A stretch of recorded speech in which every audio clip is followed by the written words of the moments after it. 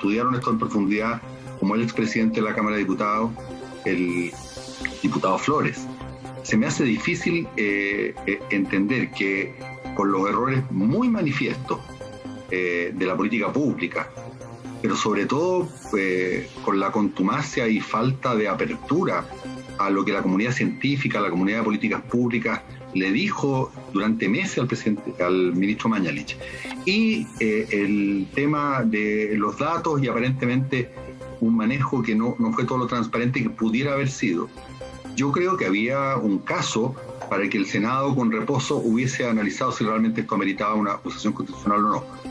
Como no quiero monopolizar la palabra, quisiera en una segunda ronda decir que esto de las acusaciones constitucionales está expresando un problema más de fondo, que es un sistema político que no tiene fusibles, que no tiene formas de resolver conflictos. Pero me quedo ahí. Le damos la palabra entonces al diputado Ramírez. Guillermo, por favor, ¿qué le pasa con esto de la acusación constitucional? Sobre todo cuando se está estudiando otra más al actual ministro del Interior que lleva 80 días, llevará, no sé, 70 y tantos días en el cargo, y también se está estudiando una acusación constitucional con él. ¿Qué pasa cuando el instrumento democrático se recurre tanto a él? ¿No se banaliza un poco, diputado? 100%. La izquierda ha utilizado este instrumento de una manera completa y totalmente irresponsable. Llevamos en 9 acusaciones constitucionales. Y la verdad es que lo que nosotros veíamos en gobiernos anteriores, de la concertación o la anterior del presidente Piñera, este instrumento se había usado 1 o 2 veces en 4 años. Hoy día nos estamos acostumbrando. La Constitución establece que nosotros los parlamentarios tenemos la posibilidad de fiscalizar y el último instrumento, el más gravoso, el más grave, el que genera una sanción que impide que la persona después pueda ejercer cualquier cargo público por 5 años, es la acusación constitucional. Entre medio hay comisiones investigadoras que se pueden citar, entre medio hay interpelaciones que se pueden hacer, pero la oposición no ha querido utilizar esos instrumentos, sino que ha ido directamente a la acusación constitucional, simplemente para generar una molestia al gobierno, para manatarlo en sus actividades, para estar permanentemente amenazando a los ministros. Y yo creo que esa es la forma en que se destruyen los instrumentos democráticos, cuando se mal usan. Ahora, felizmente acá hay varios diputados que se han dado cuenta en la oposición de que este es un instrumento mal usado. Ustedes hablaban cuando partieron exponiendo este tema de que habían habido 7 votos en contra. La verdad es que fueron 12 votos de oposición que no apoyaron la acusación constitucional. 7 se abstuvieron, que son de los que todo el mundo habla. Hay 2 que votaron en contra, que eso es más cercano a lo que hicimos nosotros, pero de eso no se habla mucho. Y hay 3 que no quisieron votar. Entonces son 12 los parlamentarios de oposición que se dieron cuenta de que esto finalmente es un show. Todavía no encuentro una sola prueba, y si alguno de ustedes la tiene, por favor que aproveche este espacio para exponerla, de dónde estuvo la manipulación de datos, que era el motivo de la acusación. ¿Dónde está la prueba de que aquí hubo una manipulación de datos? Porque lo que hemos visto en todo el mundo, y en los países desarrollados sobre todo, donde los datos se manejan con más cuidado, es que los datos no cuadren ha ocurrido en todo el mundo. Y ha ocurrido en todo el mundo porque los que van ingresando los datos son los médicos en cada rincón del país, que los van metiendo en un sistema, y por lo tanto hay muchísimo espacio para error humano. Entonces no ha habido ni una sola prueba, y los argumentos que se han dado después de que se cayó la acusación constitucional son solo políticos.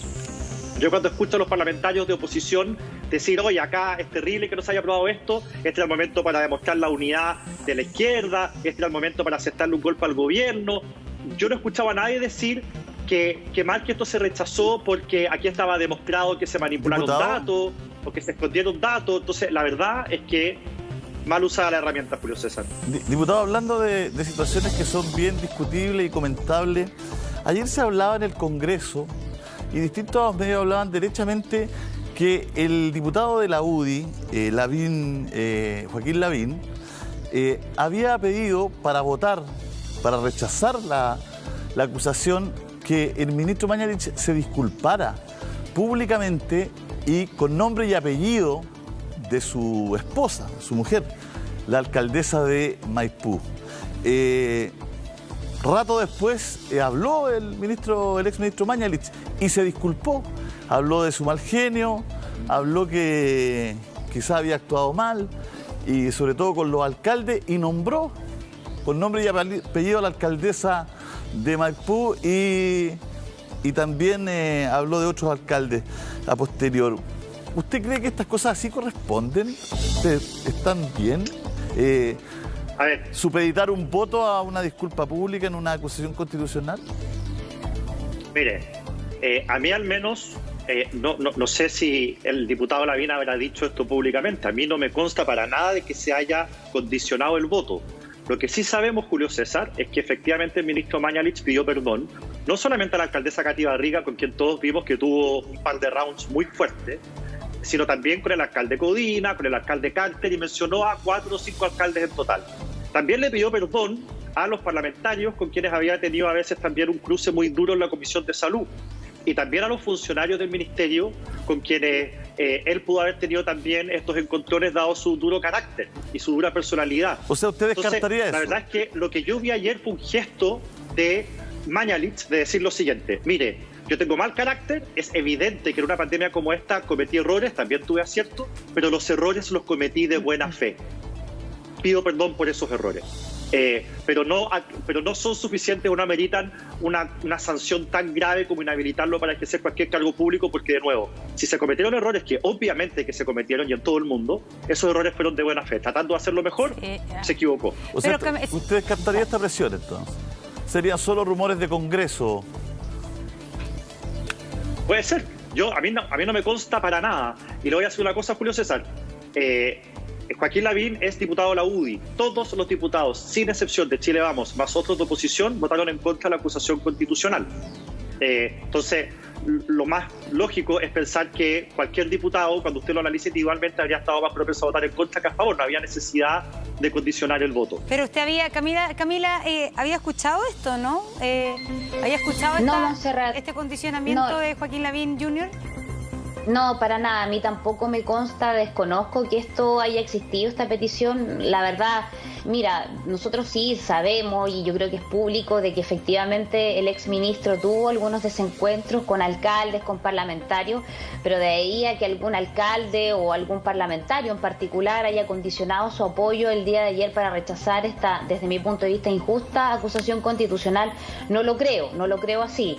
No tuve ningún conocimiento, al menos nosotros desde Renovación Nacional no tuvimos información, ni tampoco tuvimos parlamentarios de nuestra bancada que estuvieran condicionando. Acá yo creo que finalmente lo que primó es una situación justa. El exministro Mañalich no tenía, desde mi punto de vista, ninguna acción dolosa, dañina, no hubo intencionalidad por parte de él de generar errores o que esta situación se podría haber hecho, digamos, con una negligencia manifiesta de parte de él. Yo creo que acá lo que existió siempre en Montserrat es por parte de la izquierda, que nunca quiso al exministro Mañalich, nunca le agradó desde el primer minuto. Cuando fue designado como ministro de Salud, comenzaron las críticas por todo, por su forma, por su carácter, porque no cedía ante las críticas de la izquierda, hasta porque venía de la clínica Las Condes, o sea, lo criticaron desde el primer momento. Entonces yo creo que acá finalmente lo que hacen es culminar esta vendetta que tenían contra el ministro, con esta acusación constitucional que gracias a Dios fracasó. Pero digamos las cosas como son. Gracias a Dios en nuestro país nunca llegamos al dilema, por ejemplo, de la última cama, que a quién le doy paso una cama, a una persona o elijo a la otra.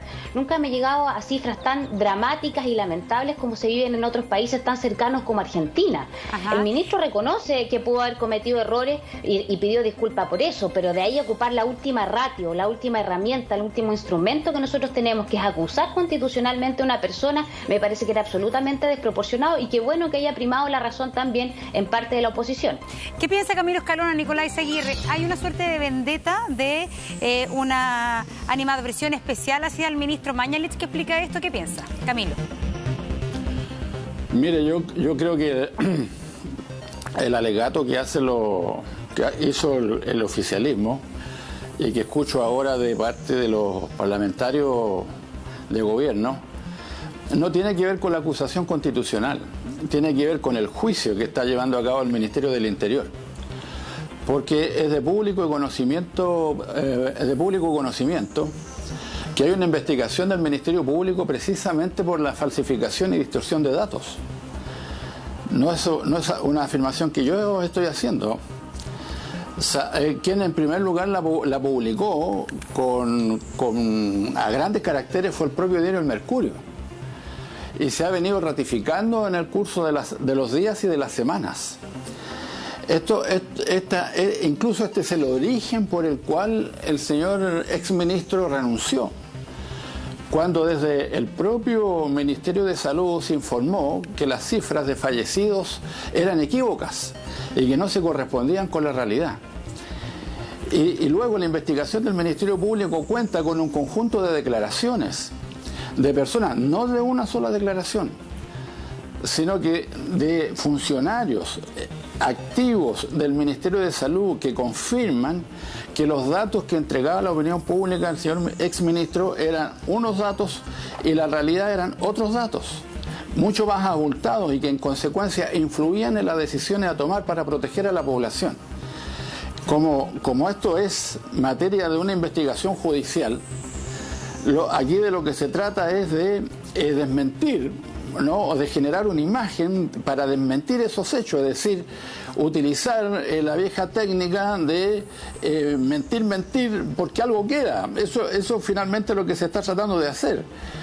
De desprestigiar a las personas, de desautorizarlas, de atacarlas, de denostarlas en lo personal, con el objeto de establecer de lo que ellas como funcionarias del ministerio declararon al Ministerio Público no es cierto.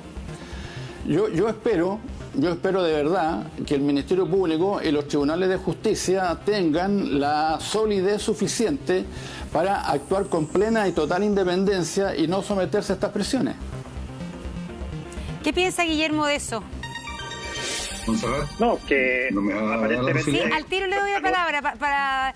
Me imagino que Guillermo piensa lo contrario que Camilo, así que al tiro le damos la palabra a Nicolás. Guillermo. Que probablemente Camilo Escalona tiene alguna especie de capacidad de conocimiento infuso, que él sabe cosas que nadie más sabe.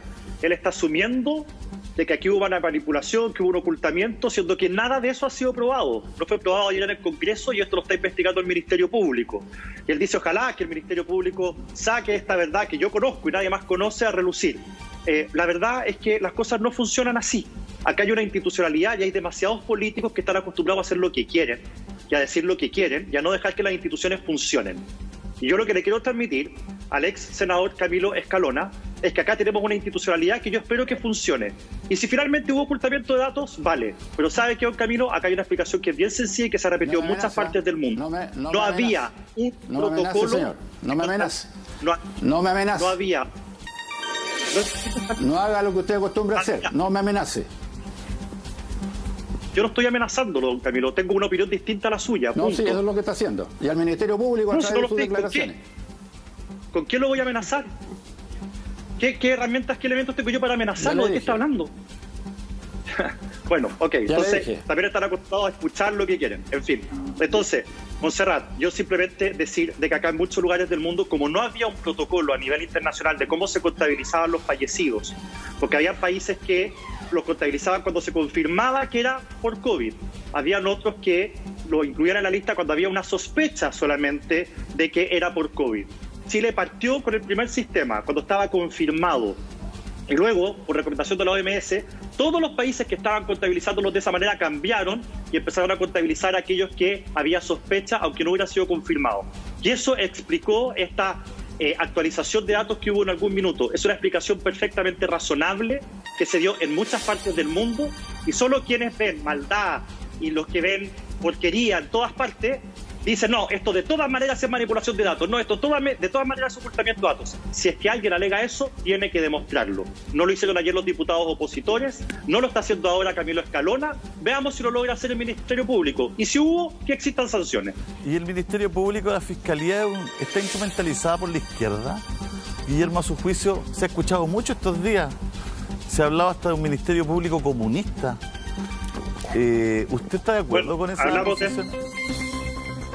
Hablamos de eso la semana pasada en este programa, Julio César. Yo creo que hay fiscales que han sido imprudentes en la forma en que ellos han manifestado sus opiniones políticas y han sido muy radicales, pero yo me niego a pensar de que ese es un problema de la institución. Yo no voy a acusar nunca al Ministerio Público de estar instrumentalizado por un sector político. Nicolás Ezeguirre, ¿está Nicolás o no? ¿O perdimos la conexión? Estamos restableciendo con... fíjese, Guillermo, vamos a seguir con usted un segundito. Estamos restableciendo. Radio Bio Bio ayer hizo un reportaje donde filtró algunos correos electrónicos de la primera época, de la primera parte de esta pandemia, ¿no? Estoy aquí tratando de encontrarlos para no citar